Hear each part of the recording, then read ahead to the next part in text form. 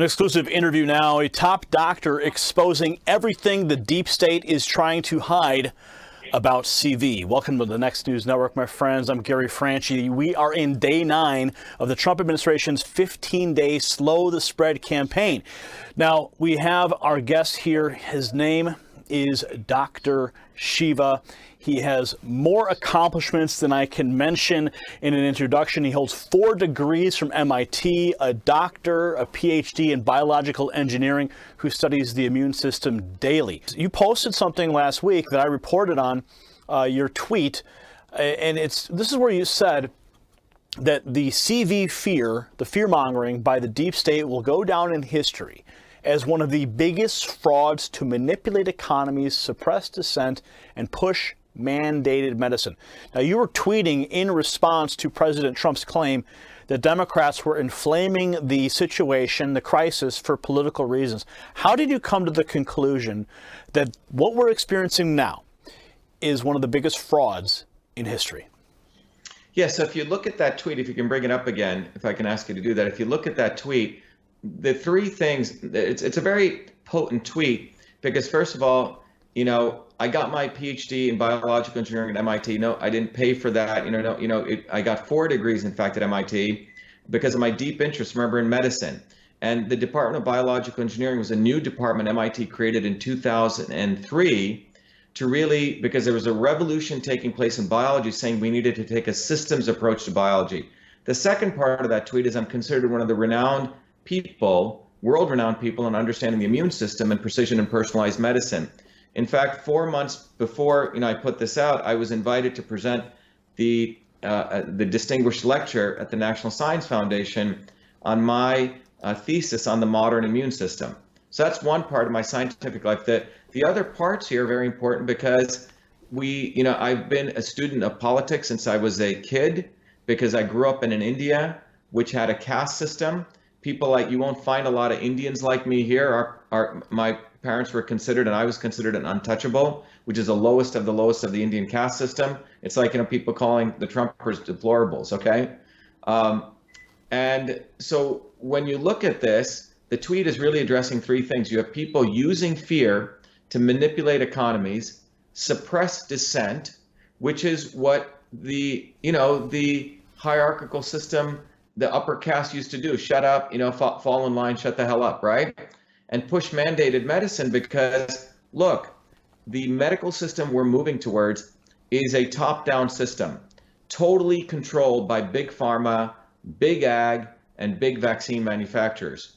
And that's what I was putting out. So it's a very potent tweet because if you look at the Sustainable Development Goals that were put into, signed off by the United Nations and all their countries in 2015, it's called SDG, 2015, SDG 3, which was signed in 2015, Sustainable Development Goals. What it says is they paint a utopia, Gary, and you can read it. People should go check it out. No income inequality, support, there's no, in fact, no sexuality anymore. You should go read it. It's quite extraordinary. It's this utopia of the elites, okay? And subsequently, in an Immunization 2030 document as an addendum to that, they say the way we get to utopia, these 17 goals, is we must immunize everyone on the planet, e.g. vaccinate everyone, okay? It's quite extraordinary. So what we've developed, and the reason this is important is, look, I created a company called Cytosolve, Cytosolve. Cytosolve is one of the other inventions I did out of my PhD work to use the computer to understand chemical reactions in our body and on our cell, basically use a computer to model diseases so we could eliminate the need for animal testing and we could discover how medicines interacted for toxicity as well as for combination therapy. This is exactly what my grandmother did, Gary. She would combine different herbs. When I made, there's a video I did recently on Twitter, I showed how you make chicken curry, right? Or lamb curry, okay? Or if you make, the history of humankind has been learning how to use our environment, food as medicine. So Cytosolve is this amazing invention which allows me to do in a different way what my grandmother did intuitively, which is to understand the combinations and mixtures of chemicals to figure out medicines from food and natural products faster, cheaper, and safer.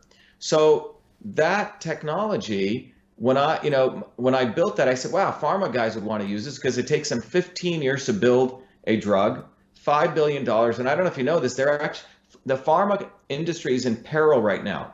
They're not making any money, really any money from pharmaceutical drugs, because lots and lots of investment in R&D, and they're getting less and less new drugs allowed by the FDA because of their toxicity. So what pharma companies have moved to is vaccines. The 1986 the vaccine court was created. John Kennedy implemented the National Vaccination Act in 1962 under a fake science or an outdated science of the understanding of the immune system. That led to many injuries that took place between 1962 to 1986. In a response to those injuries, another Kennedy, Ted Kennedy, led the creation of the National Vaccine Injury Program, which led to the creation of the vaccine courts, not in the judicial department, but under Health and Human Services, which basically allowed indemnification of vaccine manufacturers so you couldn't sue them, and the maximum liability for death was $250,000, okay? And so we're at a situation now that for pharma companies, vaccines are pure profit, no liability, no risk, they can't get sued, okay? So that's what I meant by mandated medicine, because as someone who's been involved in this field for many years, when I came into looking at the one-size-fits-all vaccine program, there were other activists in this field, and frankly, many of them were controlled opposition. People like Bobby Kennedy was playing a good game saying he's against vaccines. Meanwhile, he endorses Hillary Clinton, who is vaccine queen, okay? So the position I took was I said, we need to really educate people on the immune system. You'll see the videos I started doing. They started going viral. A lot of the mothers said, wow, this guy's a real fighter. We've been involved in this movement for 17 years. It hasn't gone anywhere. Here's Dr. Shiva educating us, and the movement started taking off. And in fact, 5 days before the coronavirus stuff hit, about a week before, is when we won a major victory in New Jersey, okay, against these vaccine mandates. So that's what that tweet is about. It's really, it's a pretty cool tweet when I look back. You know, it was a convergence of many things about what my life has been about politics, and essentially the deep state of a few set of people, from the Gates Foundation to the Zuckerbergs to Hillary Clinton, congealed with the UN and the deep state elites, believing that they're going to advance, they're going to fear monger on coronavirus because of the ignorance of the medical profession. Most MDs do not know what the immune system is. They frankly have no idea. They don't even study nutrition. And based on that ignorance, they were going to scare the hell out of people with the coronavirus, the quote unquote invisible enemy. I think I just put a tweet out. What an amazing way, right? You scare people with a virus, no one even can see it, right? And then you use that fear to essentially say, we need to do this for the quote unquote common good. That's what we're seeing go on. And it's an amazing recipe for fascism. It's terrifying to consider. And what also is terrifying to consider is there's speculation, considerable speculation, that the virus is actually a manufactured bioweapon. Now, the State Department, among others, are pushing back against that narrative, simply calling it Chinese and Russian disinformation. So let me ask you this. What are the origins of this theory, and is there any truth to it? Yeah, so let me go to the scientific origin, and then some of the stuff, one of my researchers, I went through a bunch of documents on this. So first is, if you look at a virus, you're showing a picture there, the virus is composed of broadly three major entities, right? Those things that come out of it, those S proteins, those little protrusions, then the surface of the virus, and the stuff inside the virus, which is a ribonucleic acid, which is really the quote unquote DNA of the virus. So what happens is, this kind of virus, if you think about a big ball representing your cell, these little particles land on that cell, and their goal is to get into the cell and use your cell's machinery to replicate themselves, okay? They don't destroy the cell. They use the cell's machinery to replicate, and they replicate, and they replicate, okay? So that's what a virus tries to do. By the way, we have about 380 trillion viruses in our body. It's called the virome. We have about 60 trillion bacteria in our body, and we have about 6 trillion cells, which is what we're made of, okay? Separate from those other things. So the virus essentially goal is to get into the cell. So first of all, it needs to be able to hang on to the surface, right? And be able to send its DNA, there you go, the RNA into the cell, because when that happens, it uses your own cell machinery through that RNA to replicate itself, okay? So that is sort of, the sort of overview of what these viruses are trying to do. Now, the RNA sequence in this, and so the two ways it gets in is a protein surface has to be able to stick. I'm making it sort of in simple terms, to be able to go into it. So the RNA, the sequence of this protein is about 1,500 base sequences, which are different than the SARS or the MERS, which are also coronavirus. By the way, the coronavirus is a class of viruses that create flus, okay? These ones create respiratory syndrome, okay? RS. Acute respiratory syndrome is what SARS was, and MERS was Middle East respiratory syndrome, and this is coronavirus, COVID. But what people noticed was that there was a sequence of this DNA, around 1,500 base pairs, that were different than the others, and they're always different, right? That's where they're different virus. But the question comes in, was that difference formed from a natural mutation, okay? Because everything's constantly going through random mutation. And some people have asserted that the base sequences there are very difficult to occur in nature, okay? That they were recombined from other components. So that's where that comes from. So the issue really comes down, the scientific question is a probability of those base sequences being different, okay? That's where it comes from. Now, separate from that, there have been reports that the Wuhan virus was very different. The coronavirus in Wuhan was a different strain than the one that was in Iran versus the one that was in Italy. And there's reports that I've read, it's hard to verify a lot of this, that all of those different viruses go back to one common branch, which actually goes back to Fort Detrick, okay, in the United States and North Carolina. And there's other, again, these are suppositions that the US military or deep state sent people over to Wuhan, and that's how it got given in China. This is one theory. And the reason this comes up is because if you look at the first 41 cases, first of all, they haven't been able to find case 0, okay? But of the 41 cases, approximately 13 of these people, they're totally disconnected to these people, okay? So the thesis is that this came from somewhere else into Wuhan. Now, whether it came in or not, my view is that if you believe in the concept of a set of people who don't care about the US national interest or the Chinese national interest or the Indian national interest or Italian, they're more care for their own global interests. And, nowadays, it would not, given, the level of collusion that we've seen that takes place on so many levels, that, you could view a scenario where it got created by the deep state and got put out there really to suppress dissent. Let me tell you what was going on at this time. Hong Kong was blowing up. Remember that? Oh, yeah, absolutely. Right. And what people do not know is 6 months before the coronavirus, there were massive anti-pollution protests by Chinese citizens in Wuhan, in the same city where this came from. And remember, you don't protest in China without risking your life. It's not like they have the First Amendment there. So large numbers of people are taking to the street and protesting, tens of thousands, because the Chinese government was going to build one of the largest incinerator plants there, which was going to just spew out pollution. By the way, the Paris Accords allows China to pollute, double their pollution. And the people in China, the everyday people, really care about their health, and there have been pollution protests since 2007, anti-pollution protests. But Wuhan was extremely growing, and then you don't hear any news about it. And then also remember, in the United States, the anti-vaccine movement was growing, okay? So, there's a scenario that becomes, to me, very interesting. You have Trump in the United States could not be taken down from Russian collusion. Trump could not be taken down from impeachment, right? And how extraordinary is it that this thing comes out, the timeless of it.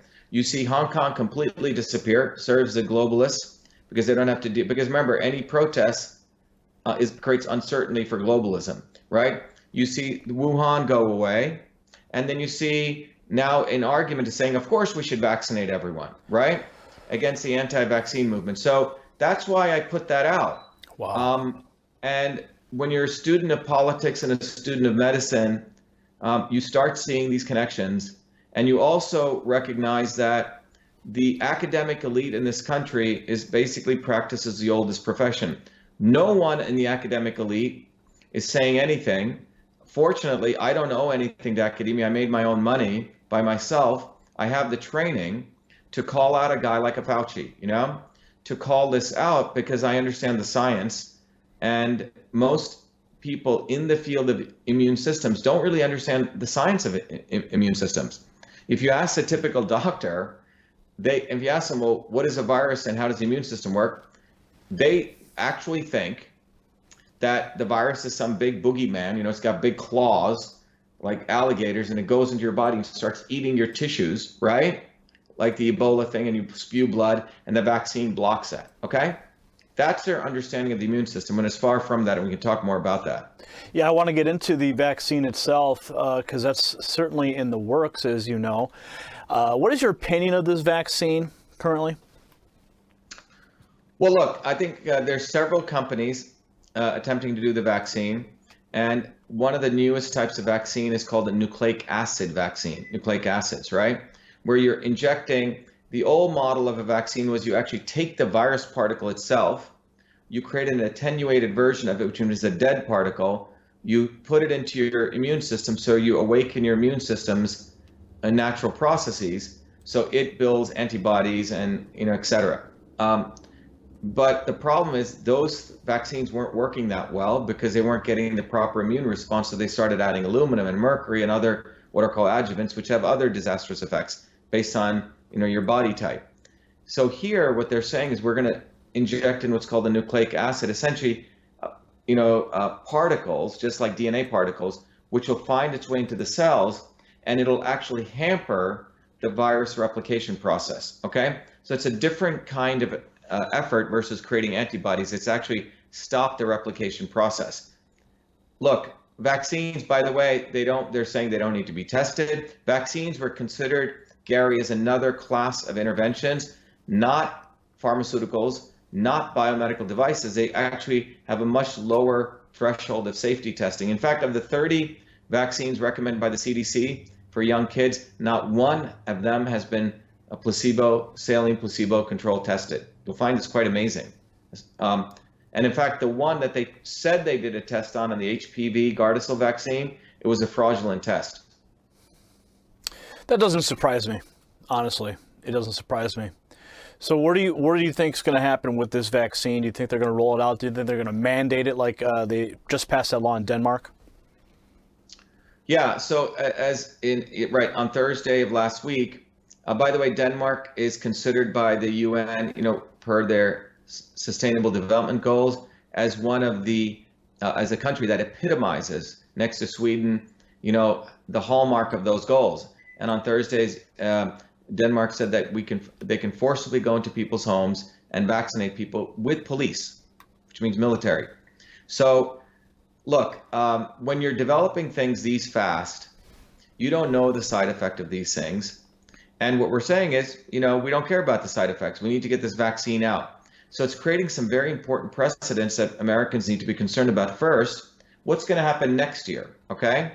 Well, they're creating a condition basically saying, for medical fascism, saying, well, Gary, look what happened last year. You don't want to crash the economy, do you?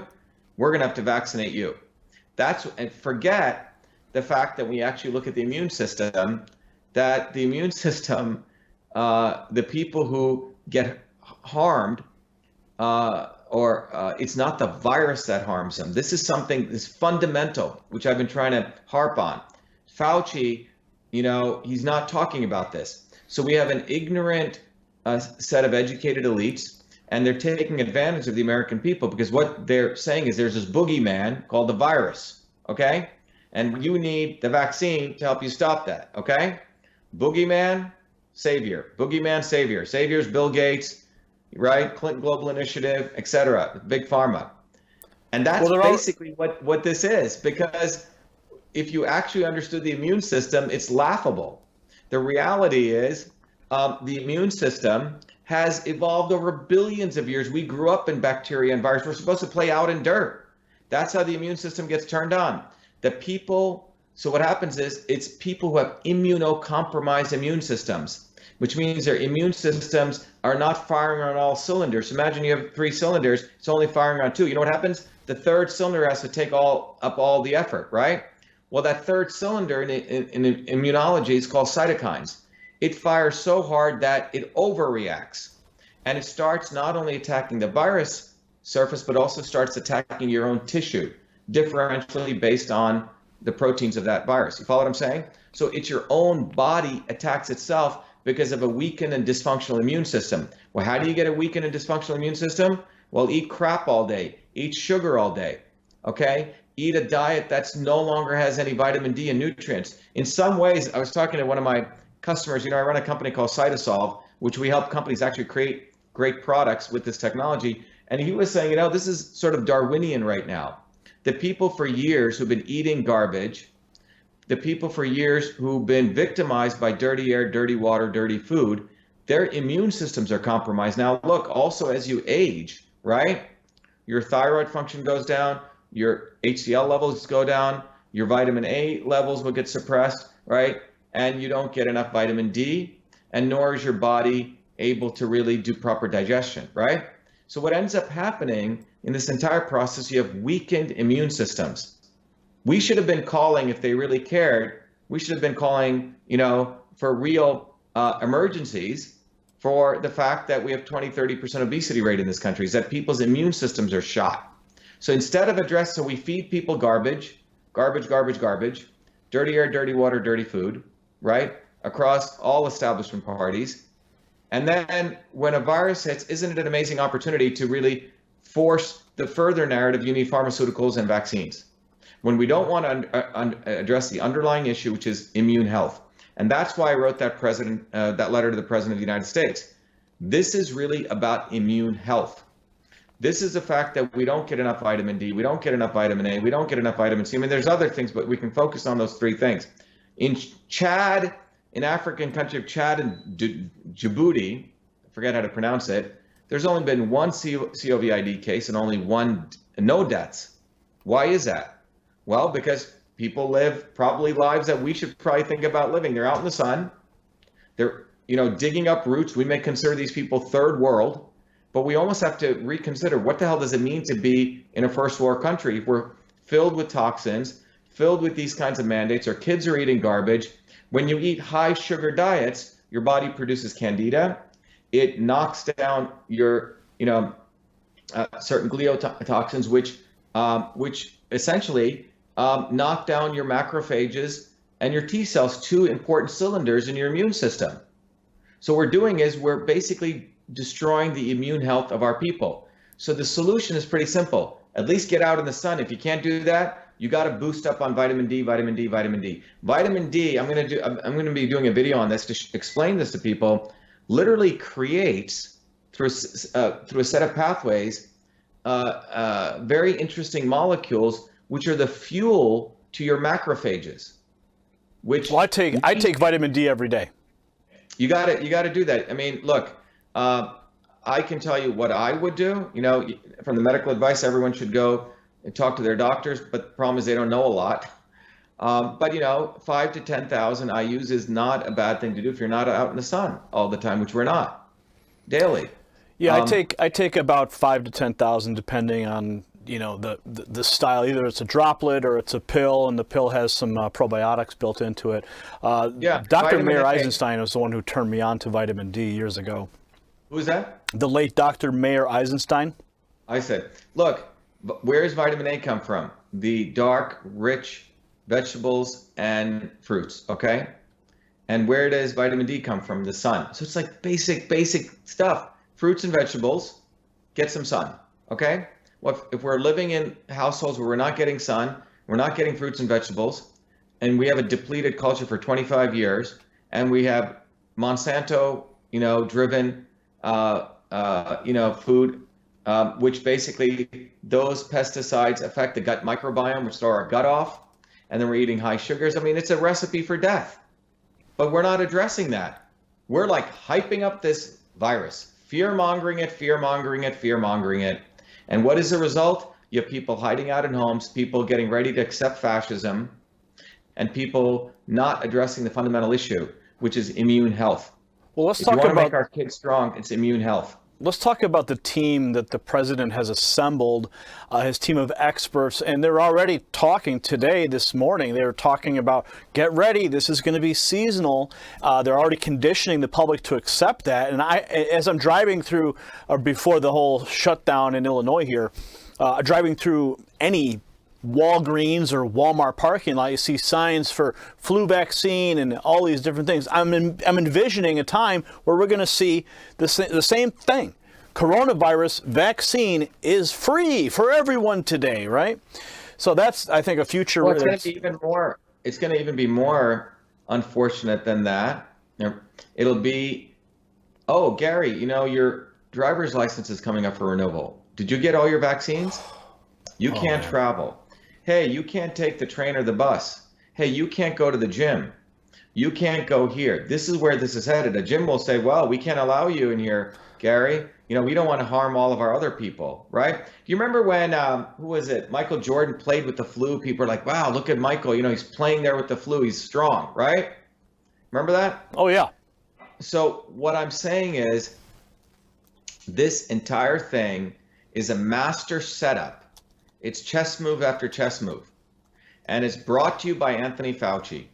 Let's talk about Anthony Fauci for a second here, because he's a member of the team of experts and advisors who are guiding through this new territory. But now we're learning from the WikiLeaks drops that he is a huge supporter of Hillary Clinton, and somebody you have actually called destructive. Why should we be concerned with the advice that the president is getting from Fauci? Anthony Fauci, in my view, should be indicted, okay? If people actually knew what this guy actually did, and if the president actually knew what he did, the problem is that the president, he fought the Russian collusion thing, he fought the impeachment thing, and this is the last real important, I think this is probably the most important fight that needs to be dealt with. Anthony Fauci, if you know his history, he's been with the government for nearly over, since Reagan times, 40, 50 years, okay? Fauci was a guy who was around since Reagan times, okay? And then Bush and Obama and all of the presidents up to here. How did he build his career? People should go look at his career. He built his career on the false narrative that HIV causes AIDS.